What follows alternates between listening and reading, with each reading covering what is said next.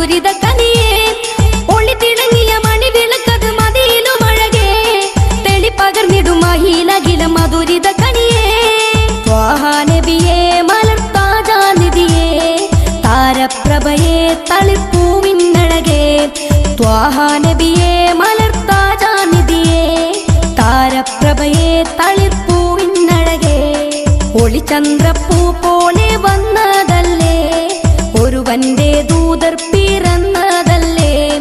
മക്കത്തെ മുഖ്യ ഖുറൈശി വീട്ടിൽ മഹ്മൂദ്